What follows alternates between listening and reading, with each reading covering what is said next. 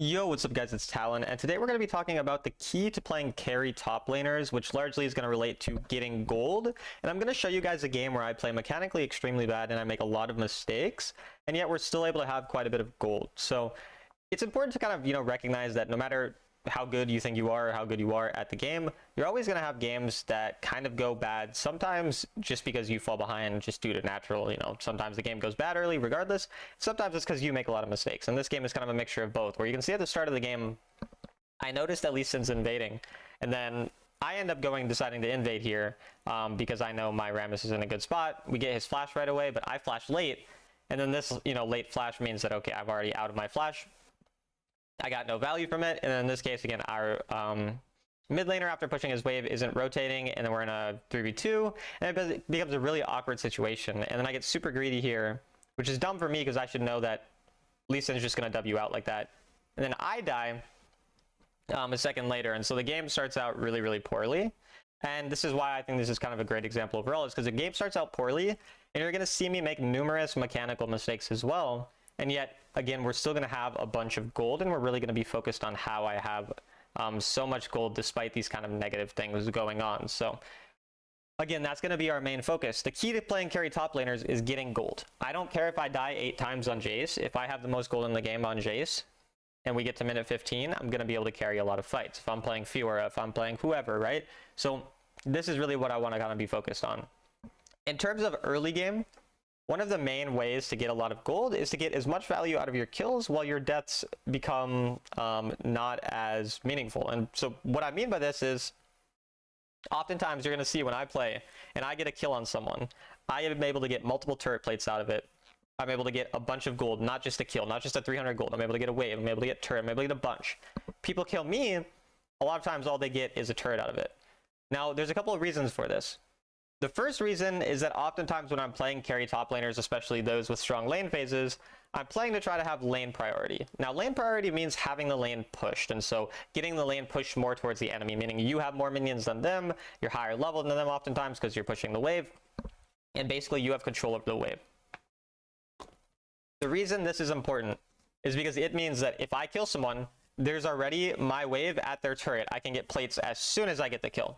Meanwhile, if they kill me, well, the wave is already nearly dead. They don't have much of a wave to do much with, and so they get a lot less value early game, and then by the time I respawn, by the time their wave is able to get there, I'm nearly respawned. So they're not able to get as much value out of their kills. So this is definitely one of the main key concepts.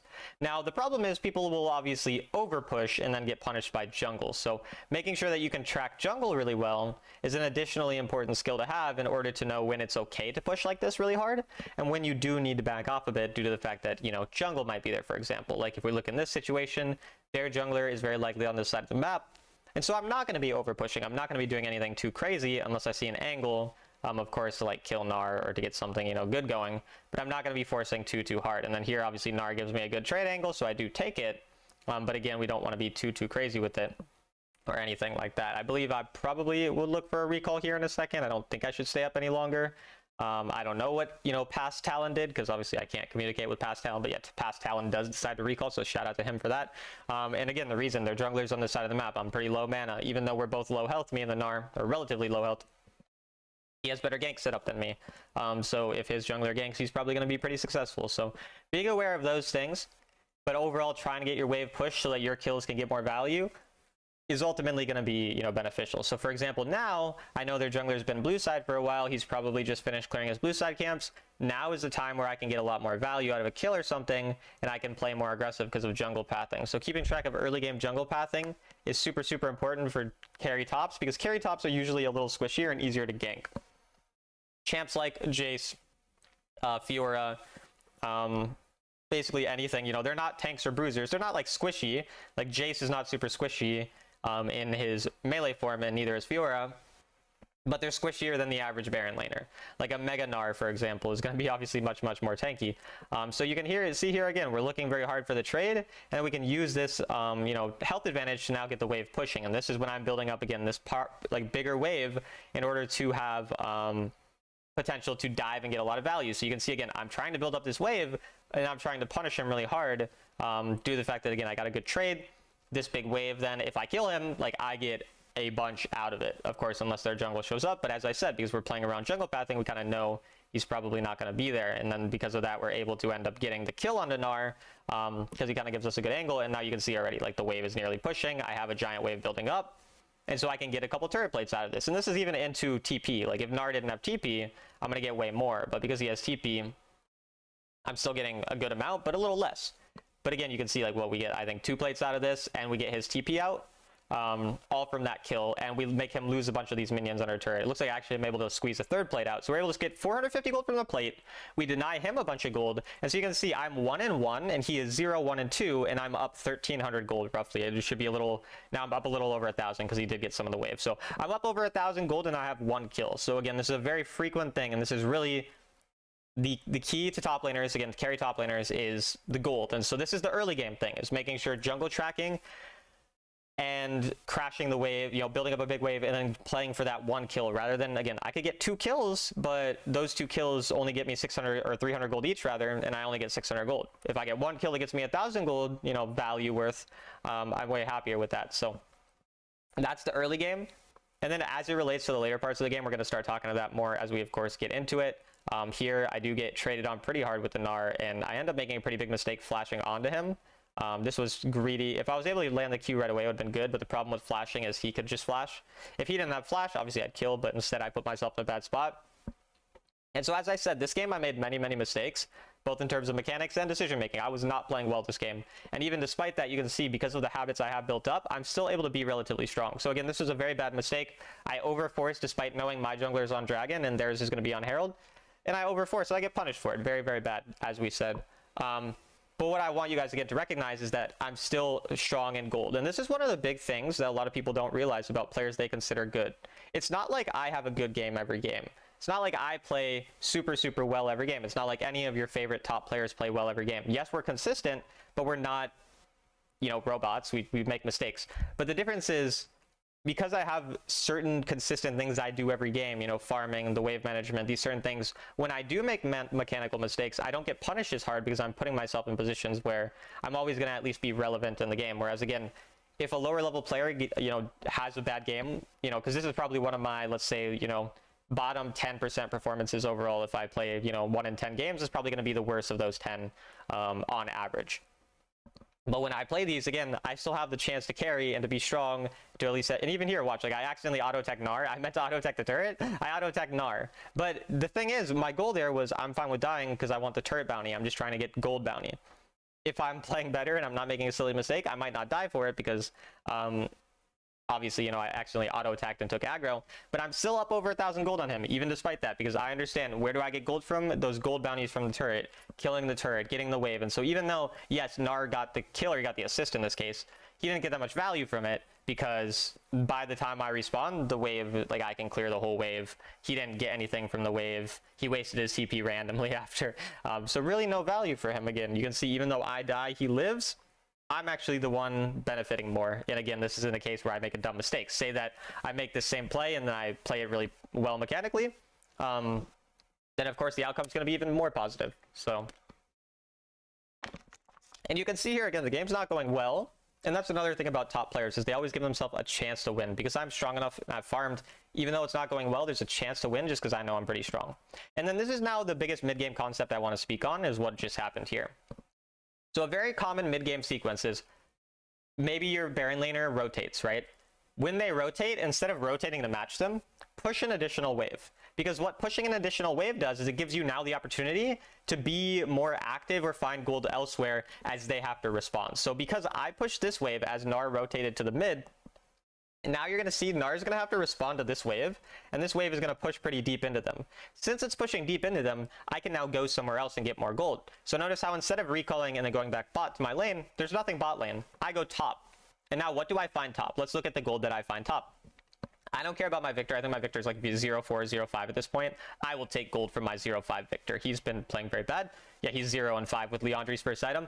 I don't care about him getting gold. We're losing, so if he trolls, we're going to lose anyway probably, so I'm going to take as much as I can. And so notice here, again, I take multiple waves, and then I get a gold bounty on a turret afterwards, and look at the bottom lane wave. Nothing's happened to bottom lane because the Gnar still hasn't responded. And so not only do we get a turret from a gold bounty, we get multiple waves, but then we're also pretty strong because I've farmed well. And so if I played this mechanically well and I landed my first ability, Lee Sin dies. And Lee Sin's very fed, and I'm still strong enough to kill him. Again, mechanically, I play this extremely poorly, and I die.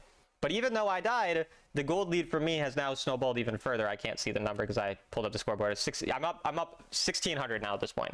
So it went from 1,000 to 1,600 gold lead from that play, and Gnar got basically nothing in mid lane. He just sat mid lane. He didn't get our mid lane turret. He didn't get kills. He didn't get assists. Nothing happened because he's sitting mid lane as a Gnar. Like, he's probably not going to do anything unless my teammates get caught. And we're already losing, so if my teammates get caught, I don't care. Like, that doesn't matter, right? The game's already going bad. So again, that's a very common sequence. You push out your side lane wave, you recall. If the enemy don't respond quick enough, you can go to another side lane or to mid lane, find gold there, and then by the time you've made your play on the top side like I did there, now I can go back to the Baron lane. And what's here? There's a huge wave sitting for me. Now, unfortunately here, Gnar flash ults me, Lee Sin comes, and I do die. And that's unfortunate, but this death isn't super problematic. I'm going to respawn by the time Baron spawns. All that this means is that I can't get Dragon. We're not going to get Dragon anyway. We're behind a bunch of gold. So again, that death, I'm dying for wave, for gold. I don't care. Like, it doesn't do anything super negative for me. And this is what we need to understand about range tops. Or not range tops, carry tops. Can be range tops, can also be stuff again like Fiora, Camille, whatever. But my Xayah gets a nice kill on the Lee Sin there. And it turns out decently, because again, they did waste some spells on me. Like, they wasted the Gnar ult, they wasted the Gnar flash. They used some things. So also, when you're drawing pressure like that, a lot of times they do use spells, and it gives your team a chance to come back. And you're still getting gold on yourself, so you're drawing resources from the enemy while getting your own gold. It's quite nice. And then now we're at the 11-minute mark. And at the 11-minute mark, you have to decide as the carry top laner, am I strong enough to fight with my team, or do I need more gold? If you think you need more gold and you're currently not strong enough to fight with your team, go to the opposite side of Baron, like I do here, and try to drop pressure away from the dragon, or away from the Baron, I mean, in order to, again, make sure the enemy don't put all their resources in one area. And if the enemy do put all their resources in one area, you get free turrets, free gold, and you continue to put yourself in a position to possibly carry later on, as you see me doing here. If you're strong and you want a team fight because you think you're going to have a big impact, and notice how I'm strong enough to kill this Galio, by the way. We farmed well enough that we're strong enough to kill him. But if you feel like you haven't farmed, or you have farmed well enough and you're strong and you're in a good spot, then you can go side lane on the same side of Baron. So I could go bottom lane instead of top lane here, and then I could go in side lane bot lane, and then I could rotate to help my team on Baron. So even though the enemy got Baron here, I got a tier 2 turret, I pushed the tier 2 super far, I got a kill on Galio, and then my teammates get mid lane because of all the pressure I generated and the fact that the enemy have to reset after Baron. And so this is actually an extremely positive play, because first Baron's not that strong. It only lasts for a minute and a half. The enemy can't get that much value from it. So giving up that Baron in order to get tier 2 and to get mid tier 1 and to then reset, get my items spent, get the kill on Galio, it's 100% worth it. And again, because I've been farming well, because I understand all of that, I was able to, again, get a bunch of gold, and I'm, again, up almost 2,000 gold. I bought Hullbreaker third item, which is a unique choice on Jace, but I did it this game because I know my job is largely to side lane and that we're not going to win through a lot of team fighting. And so again, I'm 2 and 5, and yet we found decent value this game. Like I said, very poorly mechanically played. Like, if we look and we compare this to my average game, I played like shit, right? But that's what I think is important, is to see that even in the shit games, we're able to get a level of value that leads to us having a chance to carry. Whereas a lot of people here, when they have their bad games, you know, they're the reason their team loses. Whereas the difference here is, if my team lost, like, could I have done more? You know, yes, definitely, but I'm not like solo losing my team in the game. You know, Gnar is not like 1v9 because he got super fed off me or anything. Like, I'm able to, again, make sure that I'm in a reasonable spot. And then here we bait the Lee Sin into our teammate, and then we do a really good job. I kind of want to talk about this mechanical thing a little bit, just because this relates to spell tracking. I think it's very important to understand. So if we know once the Rammus stops taunting the Lee Sin, I expect to get kicked here. And so what I end up doing is I make sure, instead of continuing to auto attack, to just get my third ability to buffer him so he can't ult quickly, and that leads to my Rammus killing him. So you're going to see what I mean in a second. So I'm going to use my melee third ability. I missed my first ability, unfortunately, but I use my melee third ability here as soon as he stops being taunted, so that he can't end up ulting us or anything, and that kind of leads to him me making sure he died. So small little thing there, but again, keeping track of which spells the enemy might use, in what order, and knowing how you can respond can always be a really beneficial thing. So it's just a small thing I wanted to point out. And at this point, luckily Nar missed his first ability. I think he wouldn't have killed me anyway, but little scary there. Still in a good spot though. We grab the QSS because we are getting stunned a lot by stuff like Nar, so I want the QSS. Nothing too complicated there. I think that thought process makes sense. And then again, now at this point, I'm pretty much just side laning. Like, once we're at this point in the game, if you ever get strong enough from all your team fights or from all your side laning and doing all the stuff we talked about, if you're ever strong enough to team fight, you can start team fighting by, again, side laning on the same side as the next objective. So if you want to fight a dragon, you side lane on dragon side. If you want to fight a baron, you side lane on baron side. But again, because I realize that I'm still kind of just trying to draw as much pressure as possible because that's been working really well, I end up, again, going ideally away from the dragon now because dragon's the next one, I believe, to spawn. And we just kind of constantly play away from the objectives, as you see here. We get some more farm, we recall, we spend our gold, and then again, we're kind of just drawing some pressure here. I think we actually got some kills here. So yeah, so here again, I actually do group mid. So why do I group mid here in this case? If we look at it, bot lane's getting pushed out. I can go and push out bot lane in a second.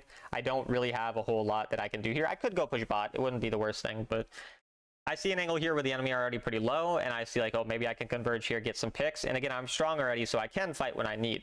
And so because we see that we can go and fight in the mid, we end up doing so. And here, it turns out Baron is actually the one that's spawning slightly closer. They're spawning at about the same time. But in that case, a lot of times side laning on the Baron side makes sense because people overvalue drags and fight drags a lot. But now that we got that pick, we're kind of starting to snowball this game, into our favor. And we can use, again, the fact that we got 2 people to end up going for the Baron. Now, I don't remember if we go for Baron right away. I think we might be a little scared of Lee Sin, so I end up like just deciding to push out the lane first. And even this type of thing, like before we end up trying to do, oh, Baron did spawn. I don't know what I'm talking about. Okay, sorry, chat. I don't know what I'm talking about, but we're getting ready for the Baron. For some reason, I'm looking at this and I'm thinking like, and this is just me being, sleep deprived or whatever. I'm looking at this, I'm thinking, why aren't we doing Baron yet? It's because the Baron hasn't spawned. So we're setting up for the Baron because 2 of the enemy are dead and they're going to be dead during Baron. And so we're just pushing out the side lane wave before the Baron spawns yet.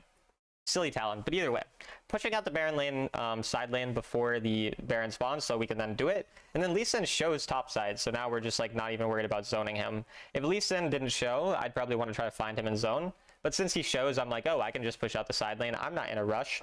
I honestly could have recalled to cover the top side, but my thought process is, oh, I want to get a tier 2 turret, so I'm going to push the tier 2 turret instead. And I don't think this is a bad choice, because even if we lose our inhib, he'll probably get caught out afterwards.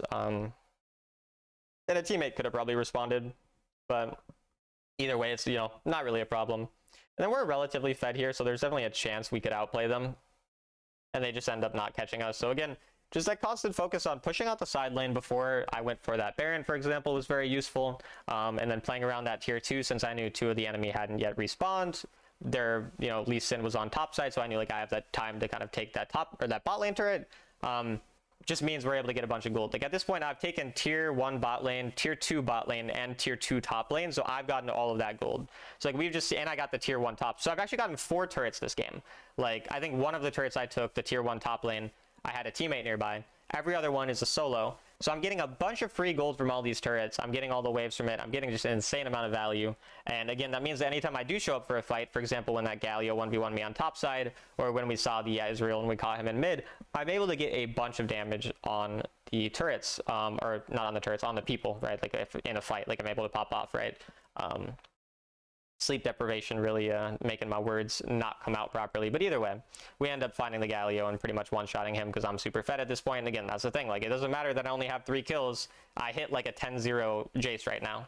You can see me one-shotting these turrets at this point, and we pretty much win through that. So, like, at this point, I think we push out the turrets. We end up recalling because we can't quite get the inhib, or we can't quite end, rather.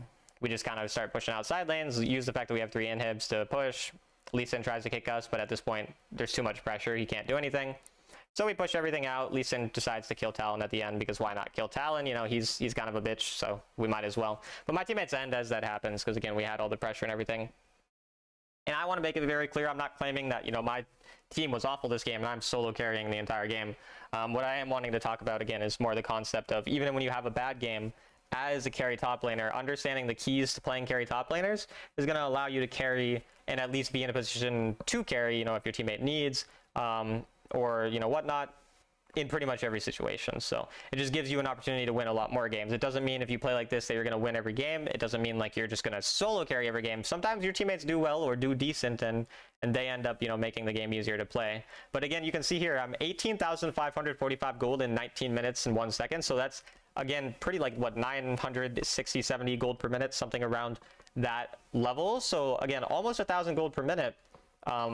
Even in a game where I went 4, 6, and 4. So that's just a very important concept again. I hope you guys learned a thing or two about how to play carry tops from this video. Hope it was helpful, and I'll see you guys in the next video.